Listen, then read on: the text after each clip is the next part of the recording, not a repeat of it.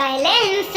अरे सुनो, मयंक को फोन करके कहना कि मेरे लिए दवाइयाँ लेते आए, दवाइयाँ आज खत्म हो जाएंगी। सरला जी अंदर कमरे में आते हुए बोली, अब तुम मयंक को क्यों कह रही हो? बहू को बोल दो ना, दवाई तो वो लेकर आएगी। कितनी बार कहा है कि मुझे बोलने से अच्छा है सीधा बहू से बोल दिया करो, पर पता नहीं क्यों क्या टेक लेकर बैठी रहती हो। मन में गगन जी ने भी जवाब दिया, बहू को क्यों बोलूं, मेरा बेटा है, मैं तो उसे बोलूंगी। सरला जी तुनकते हुए बोली, तुम जानो और तुम्हारा लीला जाने। अच्छे से पता है कि सेवा बहू करती है, तो बहू से ही बात क्यों नहीं करती हो? जब देखो बेटे को फोन करती हो और फिर वो एक ही दो बात सुना देता है। गगन जी चिढ़ते हुए बोले, अरे सबके पास वक्त नहीं होता, जब देखो उसके लिए कुछ न कुछ कहते रहते हो। ऐसे तो वही कमा कर लाता है ना। सरला जी बेटे के पक्ष में बोली, हाँ माना कि कमा कर तो वही लाता है, लेकिन सेवा बहू ही करती है। तुम्हारे बेटे को तो ये तक नहीं पता कि तुम दवाइयाँ कौन कौन सी लेती हो, और फिर कह रही हो उसको फोन करके बोल दो। अरे तुम उसको फोन करती हो और फिर वो बहू से आकर लड़ता है कि वो घर में रहकर क्या करती है, जबकि बहू को तुम कुछ बोलती नहीं। तुम दोनों पति पत्नी में झगड़ा करवा देती हो। तुमसे एक बात कह दो ना तो तुम 10 बातों सुनाती हो। तुमसे तो बोलना ही बेकार है, मैं खुद ही कर लूँगा। अपनी बेटे को फोन करके कहती हुए सरला जी जिस रफ्तार से कमरे में आई थी, उसी रफ्तार से बाहर निकल गई और जाकर अपने बेटे मयंक को फोन लगा दिया। मयंक के फोन उठाते ही उन्होंने बोलना शुरू किया, बेटा आज आते समय मेरी दवाइयाँ लेते आना, सिर्फ एक दिन की ही दवाई बची है। मम्मी मैं ऑफिस में बिजी हूँ, आप मुझे फोन करके कह रही हो, स्नेहा भी तो वही है, उससे कह दीजिए। अब उससे क्या बोलूं, वो तो कहीं बाहर गई हुई है। तू ही आते समय मेरी दवाइयाँ लेते आना। तुझे पता है ना, मैं एक दिन भी दवाइयाँ नहीं लेती तो मुझे समस्या होती है। ठीक है मम्मी, मैं देखता हूँ, कहकर मयंक ने फोन रख कर दिया और सीधे फोन लगाया अपनी पत्नी स्नेहा को। स्नेहा के फोन उठाते ही मयंक ने बोलना शुरू किया, यार कहाँ हो तुम? मम्मी की दवाई खत्म हो रही है, तुम उन्हें दवाइयाँ तो ला कर दो सकती हो। वह मुझे यहाँ ऑफिस में फोन करके परेशान कर रही हैं। मयंक मैं बाजार ही आई हूँ, अब जाहिर सी बात है दवाई भी लेकर ही जाऊंगी। ऊपर से मुझे उसकी रिपोर्ट भी कलेक्ट करवानी है। मुझे क्या पता वो तुम्हें क्यों फोन कर रही हैं। कहकर तो आई थी कि बाजार ही जा रही हूँ। यार तुम लोगों का मुझे समझ में नहीं आता। मम्मी तुमसे कहती नहीं है या तुम काम करती नहीं हो, कुछ समझ में नहीं आ रहा है। ये तो उन्हें हर बात क्लियर बताकर निकला करो ना, कहकर मयंक ने फोन रख दिया। सुनकर स्नेहा का भी मूड खराब हो गया। आखिर सरला जी ऐसा करती ही क्यों है, उन्हें समझ में नहीं आता। कोई भी बात होता है उससे तो कहीं नहीं कहती है, सीधा मयंक को ही बोलती थी। कई बार तो मयंक सुनकर चुप हो जाता, लेकिन कई बार जब मूड खराब होता है तो स्नेहा से लड़ पड़ता। अभी कल शाम की ही बात है, स्नेहा ने खाना बनाकर गगन जी और सरला जी को खाना खिलाने बैठा दिया। कल शायद सब्जी थोड़ी तीखी हो गई थी, इसलिए स्नेहा ने दाल अलग से बनाई। गगन जी ने तो खाना चुपचाप खा लिया, लेकिन सरला जी उस समय कुछ नहीं बोली।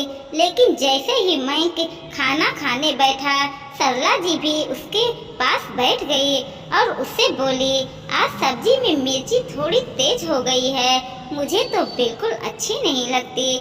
मुझसे तो खाना भी नहीं खाए ते बन रहा है।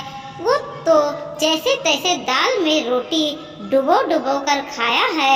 आज तो मेरा पेट भी नहीं भरा, लगता है आज तो भूखे रहने की ही नौबत है। ये सुन करके मयंक ने स्नेहा को बुलाया। स्नेहा, तुम्हें पता है ना कि मसालेदार सब्जी मम्मी पापा से खाते नहीं बनती, फिर सब्जी इतनी तीखी कैसे कर दी? मयंक, वो गलती से सब्जी में मिर्ची 2 बार गिर गया, इसलिए मैंने दाल बनाया है, ताकि मम्मी जी पापा जी भी थोड़ा तो ध्यान देना चाहिए। अब तुम ही खाओ, तुम्हारी यह सब्जी, मम्मी का तो पेट भी नहीं भरा। खुद का पेट भरने से मतलब होता है घर में बाकी लोग चाहे भूखे रह जाएं। मैं मान तो रही हूँ ना कि मुझसे गलती हो गई, इसलिए ही तो मैंने दाल बनाई थी। तो कोई एहसान किया था मुझ पर, तुम मम्मी पापा का बिल्कुल भी ध्यान नहीं रख सकती हो। कहते हुए मयंक खाना खाते खाते उठ गया और इस तरह छोटी सी बात का तिल का ताड़ हो गया। उस दिन भी गगन ने मयंक को ही बहुत समझाया। मयंक समझता तो सही, फिर थोड़ी दिन में भूल जाता। खैर शाम को मयंक घर आया तो सरला जी उसके लिए पानी का गिलास लेकर आई। अरे मम्मी, आप पानी का गिलास लेकर आई हो, स्नेहा कहाँ है? वो तो अभी तक घर नहीं आई, पता नहीं कौन से बाजार गई है। सरला जी उसके पास बैठते हुए बोली। गगन जी ने कहा, अरे अभी आ जाएगी, कई बार रिपोर्ट तैयार नहीं होता है तो उसमें टाइम लग जाता है। जब मेरी उससे बात हुई थी तो वो रिपोर्ट लेने गई हुई थी। राम ही जाने कौन सी रिपोर्ट लेने गई है, भला इतना टाइम लगता है क्या? पर फिर भी अब तक तो उसे आ जाना चाहिए था। आपने दोबारा फोन लगाया उसे? मयंक ने पूछा। नहीं, पर आ रही होगी, अपनी सहेलियों के साथ घूमते घूमते आते समय अपनी सहेलियों के साथ लग गई होंगी बातें करने। देख ले बेटा, मैं कह रही हूँ झूठ बोल रही हूँ, दवाई अभी तक नहीं आई, मेरी सरला जी ने कहा। मयंक फोन लगाने लगा कि इतने में स्नेहा आ गई। उसे देखते ही मयंक ने डांटना शुरू कर दिया। कहाँ थी तुम अब तक? सहेलियों के लिए टाइम है लेकिन घर के लिए नहीं। मम्मी की दवाई अभी तक नहीं लाई। मयंक पहले सुनो तो सही, मम्मी की रिपोर्ट कलेक्ट कराने में ही टाइम लग गया। सभी रिपोर्ट तैयार ही नहीं थी। और कौन सी सहेलियों के साथ थी मैं, बताओ मुझे। अब की बार स्नेहा ने अपना आवाज थोड़ी ऊंची करते हुए कहा। आवाज नीचे करके बात करो, एक तो खुद बाहर घूम रही हो, घर की कोई जिम्मेदारी नहीं है और ऊपर से मुझे सुनाए जा रही हो। मयंक, मैं अपनी जिम्मेदारी समझ कर ही गई थी, अब टाइम लग गया तो इसमें मैं क्या करूं, कर भी क्या सकती हूँ। स्नेहा, अपनी जबान बंद करो, मैं गुस्से में आता हुआ बोला। बस करो मयंक, उसने घर में कदम ही नहीं रखा और तुमने चिल्लाना शुरू कर दिया। उस पर चिल्लाने से अच्छा था कि तुम्हारी मम्मी की रिपोर्ट्स और दवाइयाँ तुम खुद लेकर आते। हर चीज में वक्त लगता है, गगन जी ने कहा। तो स्नेहा रिपोर्ट और दवाइयाँ वहीं रखकर अपने कमरे में चली गई। गगन जी ने सरला जी की तरफ घूर कर देखा, जैसे कह रहे हों कि पड़ गई। मन में ठंडक। उन्हें घूरता देखकर सरला जी भी उठकर अपने कमरे में चली गई। तब गगन जी मयंक से बोले, बेटा, जब तुम्हें पता है कि तेरी मम्मी हर बात तुझसे ही कहती है, तेरी पत्नी से नहीं, तो थोड़ा संयम तू भी रखा कर। बिना सच जाने छोटी छोटी बातों को लेकर बस बहू से लड़ पड़ता है। ऐसे तो बेटा तुम लोगों कैसे खुश रहोगे? पर पापा, मैं भी क्या करूं? मम्मी सीधे मुझसे ही बोलती हैं, तो मुझे भी लगता है कि स्नेहा कुछ भी नहीं करती। मयंक ने अपनी बात कही। बेटा, एकदम से रिएक्ट क्यों करते हो? एक तो सुनकर दूसरे को डांट देना या दूसरे के सुनकर एक को नजरअंदाज कर देना, ये गलत है। हम पुरुषों की जिंदगी इतनी आसान नहीं होती। हम भी बैलेंस करना पड़ता है।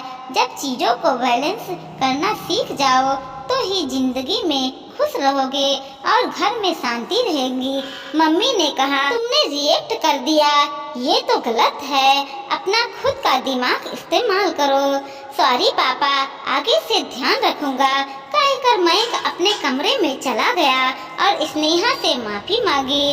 अब सरला जी कोई भी बात कहती तो मयंक पहले रिएक्ट करने की जगह पहले बातों को समझता, उसके बाद ही बोलता था और इस कारण अब उसमें और स्नेहा में झगड़ा कम हो चुके थे।